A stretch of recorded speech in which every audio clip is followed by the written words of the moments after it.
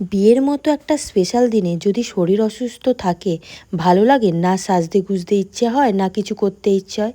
তেমনি হয়েছিল আজকে আমার ব্রাইডের অবস্থা। 3rd মে আমার ব্রাইড নবনীতা। তো ওর বৃদ্ধি লুক করার ইচ্ছে ছিল, কিন্তু ও বৃদ্ধি লুকটা করতে পারেনি, ও হালদি লুকটা করেছে। কারণ ওর প্রচুর শরীর অসুস্থ, 4 দিন ধরে ছিল জ্বর 104 করে, সেলাইন চলছিল, খাওয়া দাওয়াও করতে পারেনি। আর আমি যখন সাজাতে আসি তখনও দেখছিলাম ওর গায়ে জ্বর আছে। তো ওর একটুও ভালো লাগছিল না। তো ওর পছন্দ মতো আমি হেয়ারস্টাইল করে দিই, ওর পছন্দ মতো আমি লুকটা রেডি করে দিই। অনেক হাসানোর চেষ্টা করেছি, বাট ও একটুও হাসতে পারছিল না, ওর দাঁড়াতে বসতে একটুও ভালো লাগছিল না।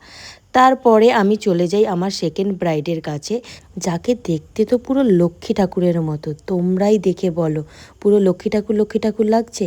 তো আমার ব্রাইডের প্রথম কথা ছিল, আমি চুল ফোলাতে চাই না, আমাকে পেতেই চুল বেঁধে দাও।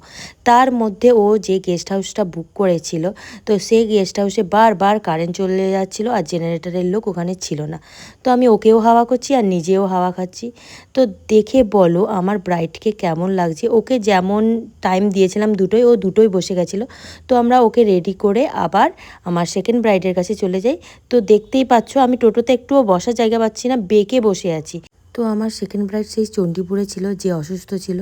তো আমরা খুব তাড়াতাড়ি পৌঁছে যাই বলে ও রেস্ট নিচ্ছিল। তো সেই সময় আমি কি করব, তো আমরা ঘুরে বেড়াচ্ছিলাম, একটু মঠে গেছিলাম, ফুচকা খেলাম, আইসক্রিম খেলাম, তারপর আবার চলে এলাম ব্রাইডের কাছে।